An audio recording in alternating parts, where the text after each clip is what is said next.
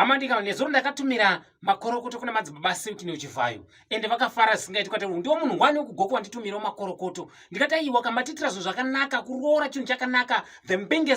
best mbingest yedu muZimbabwe yaroora the best mutsigiri wedu wemusangano weZANU-PF the best mutsigiri wapresident wedu Emmerson Mnangagwa the best mutsigiri wemacheche esu emuZimbabwe the best mutsigiri wevaimbi muZimbabwe the best mutsigiri wemaactors muno muZimbabwe tikati aiwa maita chinhu chakanaka baba Sewiki neUchivhayo saka madzibaba Sewiki neUchivhayo mwaziva kuti ukavaitirawo chinhu chakanaka vanoresponda vari kuitawo chinhu chakanaka vakabva vanditi aiwa Braka Chongwe waita chinhu chakanaka wandikorokotedza inini ndikaitikawo chinhu chakanaka ndinongorefandawo futi zvinhu zvakanaka sezvaunenge wandiitirawo saka zvandinoda kuita Kachongwe ndiri kupa fortune latest ne$26,000 US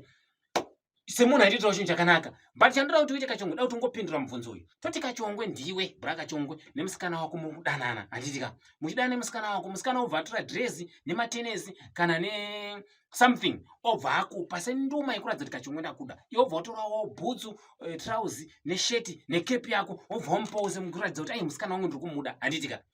right pasina 2 days musikana uya obva afa kushayika kufa obva atisiya handitika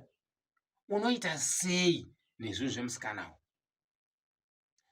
mapabata zvakanaka pandora kubatsirwa Kachongwe wadana nemusikana makuwirirana makudanana musikana obva atora zvipfeko zvake obva akupa sechiratidzo kana senduma yekuratidza kuti Kachongwe ndiri kukuda iwe obva watorawo zvako trousi netisheti nekepi yako obva wamupa kuratidza kuti aiwa Kachongwe haiwa musikana wangu ine ndiri kukuda musikana uya obva afa kauti iwe Kachongwe obva wafa musikana anouya here nezvinhu anouya nezvinhu zvako here uye anouya achizviti chii 1 haazikamwe kwana tete 2 haazikamwe kumba kwenyu kauti iwe Kachongwe hauzikamwe kumba kwomusikana hauzikamwe nana tete womusikana unoenda nazvo here zvipfeko zvomusikana uya uyezve unochienda nazvo unonosvika uchiti kudii saka nzvimba Sewiki neUchivhayo vanditi ukangogona kupindura mibvunzo iyoyo chete uri kutomanya unotora fortune yako wobva watora